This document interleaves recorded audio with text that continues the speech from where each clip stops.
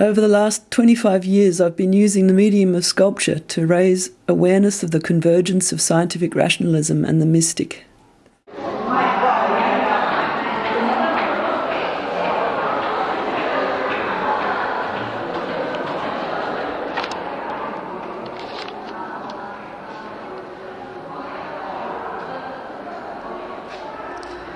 G'day, my name is Barbara Wolf.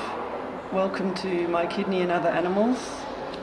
I've put on this exhibition for Transplant Australia to celebrate the 50th anniversary of kidney transplantation. And this is my brother John Wolf, who is on the kidney donor waiting list.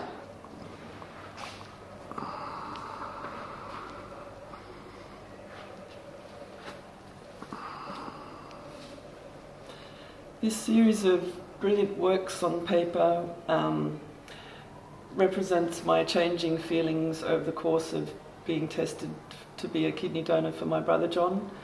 My feelings ranged from doubt, apprehension, obviously fear, love, and finally disappointment when I was found that I wasn't a good match for him, and then also feelings of gratitude and relief when I knew that I wasn't going to have surgery after all.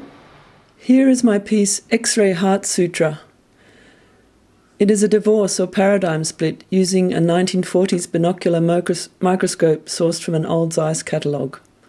I've been using the image of a light microscope as an avatar or stand-in for embodied experience for 25 years. Follows in the footsteps of Rodin's The Kiss and Brancusi's block with the cut down the middle and the eye in the middle that is kind of like union and cell division. Though My Kiss is more like a divorce. All the anatomical detail in there. In my teaching practice, I was teaching students cutaway machines of the suburban dreaming, and they were looking at Arnhem Land X-ray bark paintings of kangaroos or emus and how you can look inside and see all the organs. And in that unit, I was also getting them to imagine cutting open domestic appliances and including bits and pieces that they might see in cutaway diagrams of spaceships or other diagrams of the insides of bodies.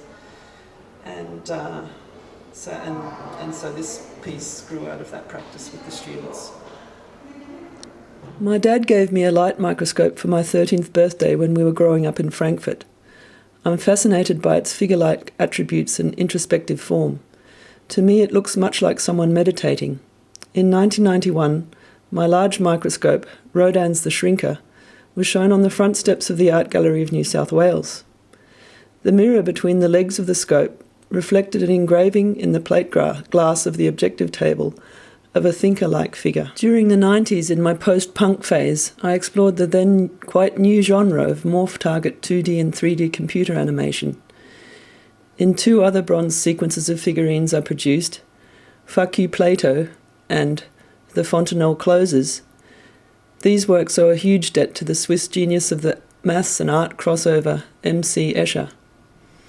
In the first sequence, a thinker emerges from a series of platonic solids and becomes obsessed with his penis, which he observes through a magnifying glass. Then, via a microscope, it morphs into a rearing horse, symbol of the rebellious irrational, before melting back into a clay-like substance. In The Fontenelle Closes, the microscope undergoes a cubist transformation into an African Madonna and child, reflecting my own preoccupations as a young mother. The form of a light microscope always reminded me of a meditating figure.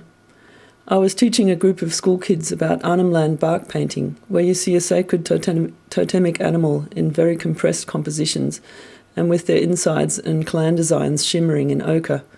I was getting them to imagine cutting open machines such as vacuum cleaners or domestic irons. I showed them a lot of cutaway diagrams as well as this advert for Olympus microscopes. The Heart Sutra is the main prayer of Buddhism. The 5 skandhas or aggregates that the Buddha deeply penetrated in his meditation are: 1. Form or matter. 2. Sensation. We judge it pleasant or unpleasant or neutral in a fraction of a second. 3. Perception or discrimination. Is it a pattern that we recognize? Does it have repetition? Does it form a signal that we can make meaning of? 4.